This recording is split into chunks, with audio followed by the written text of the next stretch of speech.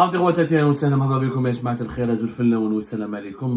que vous allez bien, j'espère que vous vous portez bien. Je pense que cette fois-ci, c'est bon, c'est fini.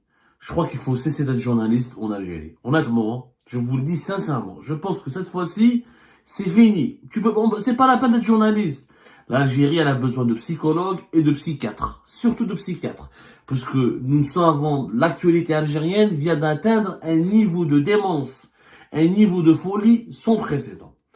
Et pour comprendre pourquoi je parle comme ça, je vous demande d'écouter attentivement le ministre de la Communication, qui aujourd'hui, le 11 février 2025, a pété les plombs, un ministre de la République, un ministre d'un pays de presque 50 millions d'habitants, un ministre d'un pays important comme l'Algérie, plus grand pays sur le plan géographique du continent africain, le plus vaste pays de tout le bassin méditerranéen, le plus vaste pays de tout le monde arabe.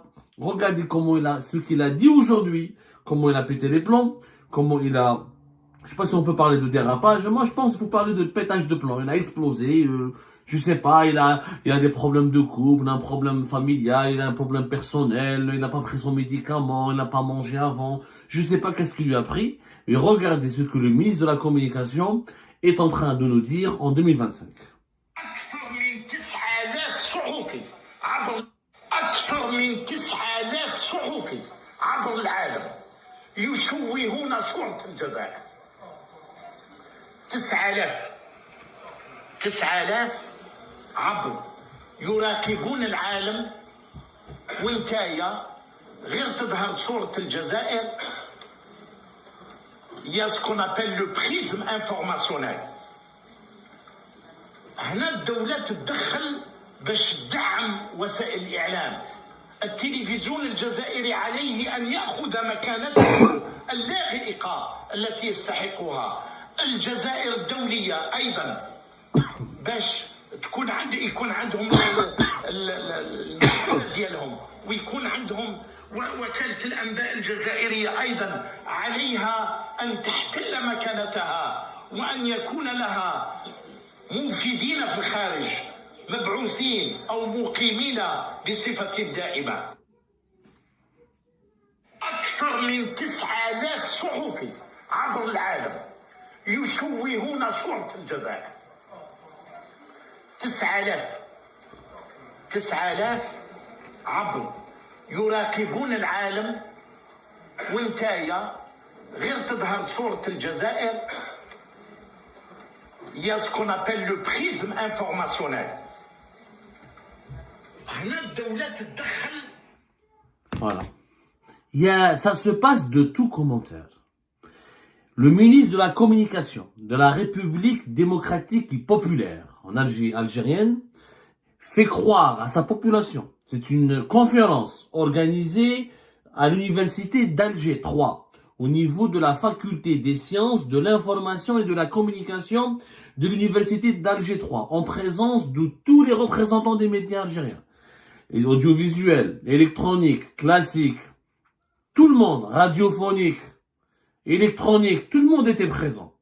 Nous avons un ministre de la République, un membre du gouvernement, qui nous fait croire, et qui fait croire à l'opinion publique, c'est-à-dire aux Algériennes et aux Algériens, qu'il y a dans le monde 9000 journalistes mobilisés pour salir l'Algérie. Alors, 9000 journalistes, regardez, réécoutez bien, même les gens qui étaient présents,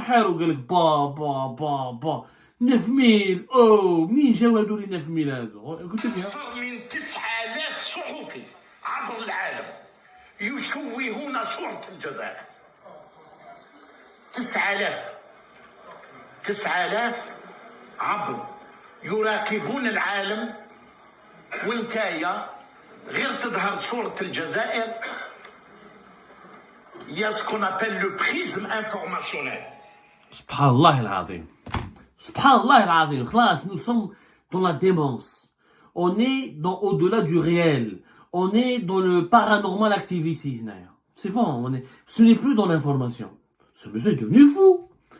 Comment tu peux affirmer devant les caméras de tout le pays, devant les journalistes de tout ton pays, devant des universitaires, devant des étudiants, une telle absurdité, mais une telle bêtise. 9000 journalistes mobilisés pour salir l'Algérie. 9000 journalistes dans le monde.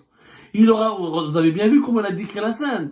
Ils sont assis devant leurs écrans. Dès qu'il y a l'image de l'Algérie, dès qu'il y a le drapeau de l'Algérie, ils attaquent l'Algérie. Ils sont mobilisés pour salir l'Algérie à travers le monde. 9000 journalistes. Sur quoi M. Mohamed Mziane s'est basé pour compter ces 9000? D'où est-ce qu'ils viennent ces 9000 journalistes? Et pourquoi ils attaqueraient l'Algérie uniquement? Mais c'est insensé. C'est irrationnel. C'est vraiment de la folie pure. Mais qu'est-ce que l'Algérie a fait pour pousser à d'autres pays ou d'autres institutions ou d'autres lobbies internationaux pour mobiliser 9000 journalistes? Monsieur 90, 900, 9000, à une armée. C'est-à-dire il y a une armée de journalistes contre nous. Vous vous rendez compte de la gravité, de l'irrationalité, de la démence? Est-ce que l'Algérie a l'arme nucléaire qui est la Corée du Nord et elle fait des essais nucléaires et elle fait des missiles balistiques et elle a un arsenal nucléaire? Non. Est-ce que l'Algérie a une intelligence artificielle avec laquelle elle concurrence les États-Unis d'Amérique ou la Chine ou la France ou Israël ou je sais pas quoi? Non. Est-ce que nous avons envoyé des astronautes dans l'espace? Non. Est-ce qu'on a des voitures électriques d'une nouvelle génération qui menacent Tesla ou les véhicules chinois ou les grands groupes européens? Non. Est-ce qu'on a fabriqué un TGV qui a battu tous les records pour susciter des jalousies, pour faire peur à toutes les autres nations du monde, à toutes les autres nations du monde? Non.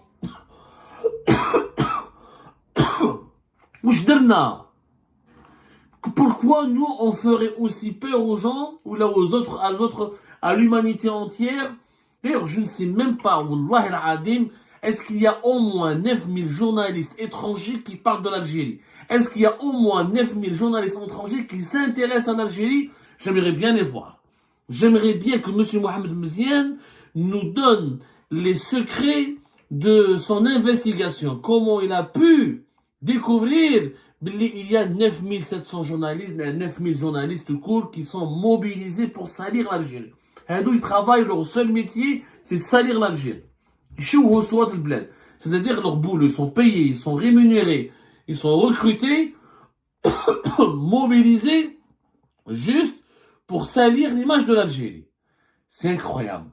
Et il le dit avec conviction, il le dit avec intensité, il le dit, mais vraiment, le monsieur, il croit à ses paroles, on dirait un drogué. La manière avec laquelle il parle, on dirait un ivrogne, on dirait un alcoolique. Il dispose pas de ses forces mentales. Il se remet même pas en cause. Galit Hak, Galbelek, c'est une blague, Galbelek, je sais pas quoi. Il est sûr de lui. Il parle avec beaucoup d'entrain, beaucoup d'énergie, comme si il était en train d'haranguer les foules. Je crois qu'il avait une exclusivité, il était sûr de lui. 9000.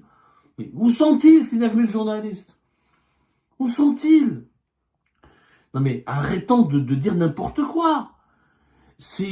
Arrêtons de raconter du n'importe quoi à notre population. On est en train de conditionner, en train de créer avec ces dirigeants algériens totalement irrationnels et fous. On est en train de créer une génération d'Algériennes et d'Algériens qui sont conditionnés à avoir peur de l'étranger, à détester l'étranger, à croire vraiment que les fake news sont des vérités, à croire que les plus gros mensonges sont des vérités. Plus c'est gros, plus c'est vrai. Voilà comment ça se passe avec le régime algérien. Le problème, c'est même pas c'est gros, plus c'est hyper gros, plus c'est immensément gros, plus c'est fou, plus c'est vrai. Jusqu'à quand? Jusqu'à quand nous allons nager dans cet océan de débilité, d'absurdité, de bêtises? On n'est plus dans le mensonge. On n'est plus dans la manipulation. On est dans le foutage de gueule à l'échelle de l'humanité. On est dans l'insulte directe à l'intelligence. On insulte l'intelligence du peuple et de l'opinion publique internationale. En affirmant de telles fake news. D'où viennent ces 9000 journalistes mobilisés contre l'Algérie? D'où vient-il? منين جبتوهم يا ناس؟ منين جبتوهم؟ d'où est-ce que vous avez ramené ce chiffre? Vous allez هتهبلونا. خافوا ربي. Mais aujourd'hui, le gouvernement algérien, on peut l'affirmer, est un asile. Est un asile qui regroupe les fous, les frustrés, les malades mentaux, les déséquilibrés, les personnes qui ont des doublements de personnalité, les mythomanes. C'est un asile. Pour moi, c'est un asile. Quand je vois les personnes comme les ministres algériens, ce qu'ils déclarent, ce qu'ils font, publiquement, toute honte bue, sans prendre la précaution de contextualiser leurs propos, de nuancer leurs propos, de relativiser leurs propos, je m'inquiète. Je m'inquiète pour mon pays. Je le dis en toute honnêteté, j'ai peur pour mon pays. J'ai peur pour mon pays. La vérité, j'ai peur pour mon pays. Le problème, c'est que Mohamed Mziane, c'est pas n'importe qui. C'était un haut fonctionnaire de l'État. Al-Mousseba.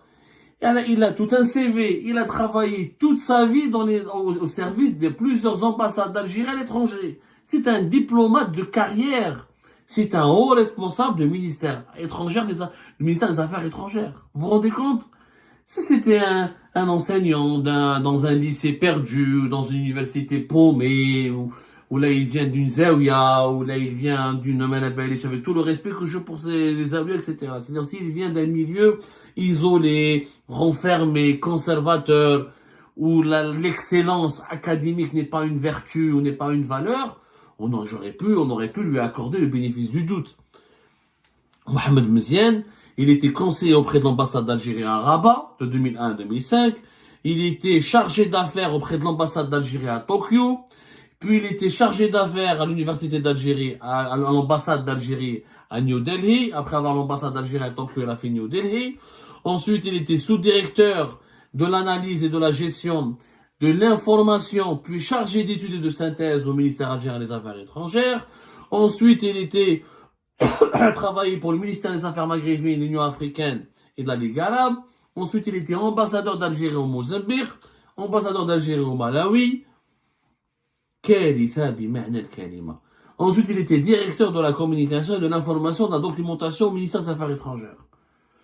Il a toute une carrière derrière lui. Il a été payé en devises, il a représenté l'Algérie en Inde, au Japon, au Mozambique, au Malawi. D'ailleurs, je pense qu'on aurait dû le garder au Malawi. Franchement, au Mozambique, avec tout le respect que j'ai pour ces pays-là, je pense qu'il aurait fondu dans le folklore local. C'est un fou, ce monsieur. Il est encore ministre dans un pays qui se respecte. Le président de la République le limoge maintenant. Il doit et ça, cette connerie, cette bêtise, cette absurdité, je sais pas comment l'appeler, mais cette folie, ce coup de folie, il a dit d'autres perles. Il a dit d'autres conneries durant cette conférence où il a animé à l'université d'Alger 3. On reviendra sur ce sujet. Mais moi, je lance un appel à Tebboune. Wallahi al-Adim, mais c'est Tebboune. Ya Ammi Tebboune. Débarrasse-toi de ces fous. C'est pas possible. Ces gens-là ne peuvent pas représenter l'État, ne peuvent pas représenter l'Algérie. C'est de l'aberration, ils sont aveuglés par leurs bêtises. Ils n'ont aucun niveau intellectuel. Tu peux mentir. La politique est un art du mensonge. Est un subterfuge, est une ruse. Comment ruser tout le temps pour séduire la population, l'opinion publique, comment l'endoctriner, l'embrigader, comment la séduire avec des propos, avec des discours qui cachent la réalité ou qui disent pas toute la vérité. Mais de là à mentir, à sortir des grosses fake news, des grossièretés, aussi vulgaires, c'est vulgairement con, c'est vulgairement idiot de faire croire aux Algériens et aux Algériennes qu'il y a 9000 journalistes à travers le monde mobilisés pour la salir. Même la salle, il y a le tellement ils étaient étonnés. C'est de la médiocrité. C'est pire que la médiocrité. Là, on a dépassé la médiocrité. Il faut sauver l'État algérien. L'État algérien est entre de mauvaises mains. L'État algérien, il est entre des gens d'une petitesse, d'une mesquinerie d'esprit. Franchement, quand ce soir, ce 11 février 2025, plus que jamais, j'ai peur pour l'avenir de mon pays. Plus que jamais.